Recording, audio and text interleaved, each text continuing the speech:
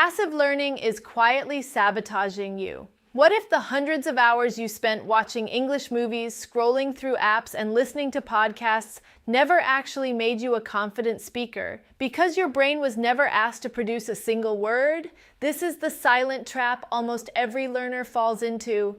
You feel like you're improving because you understand more, but understanding and speaking live in two completely different parts of your brain.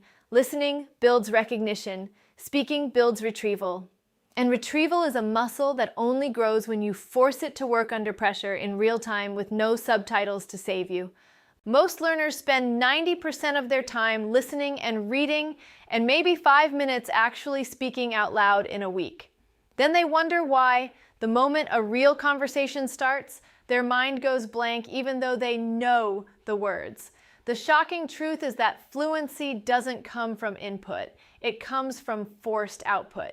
Every day you avoid speaking out loud is a day you're reinforcing a passive habit that keeps you stuck exactly where you are. The fix is brutally simple but rarely done. For every 10 minutes you spend consuming English, spend at least 2 minutes producing it, out loud, alone, imperfect, unscripted.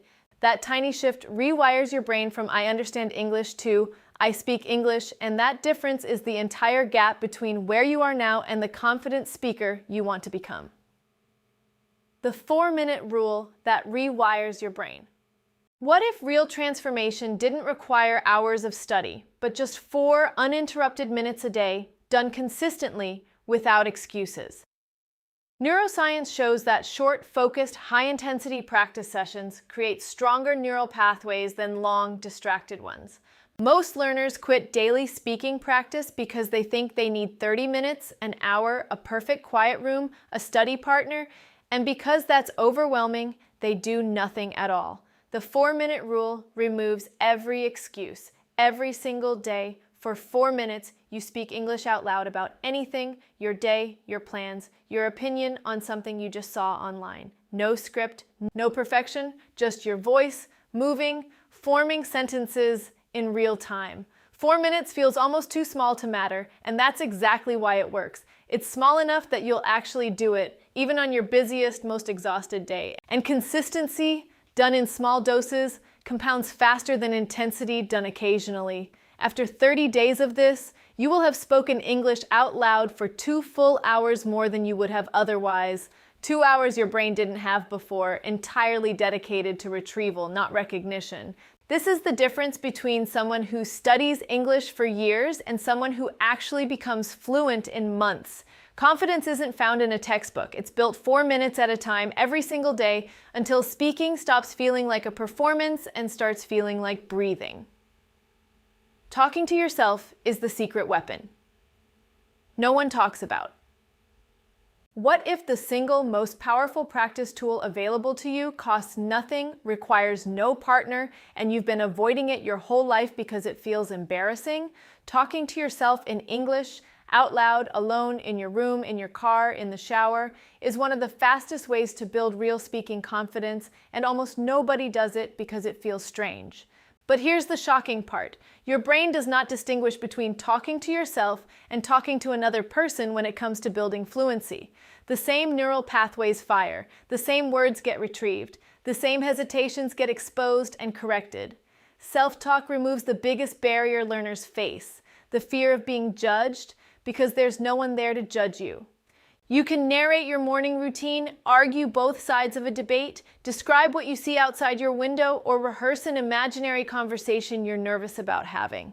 Do this daily, and something remarkable happens. The words that used to feel foreign start feeling like your own. You stop translating in your head and start thinking directly in English. This is the private rehearsal space every confident speaker secretly used before they ever felt ready to speak in public.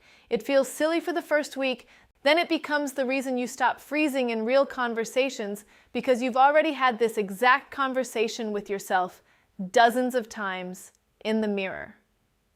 Shadowing. Borrowing confidence from native speakers. What if you could steal the rhythm, intonation, and natural flow of a native speaker directly into your own mouth without taking a single grammar lesson?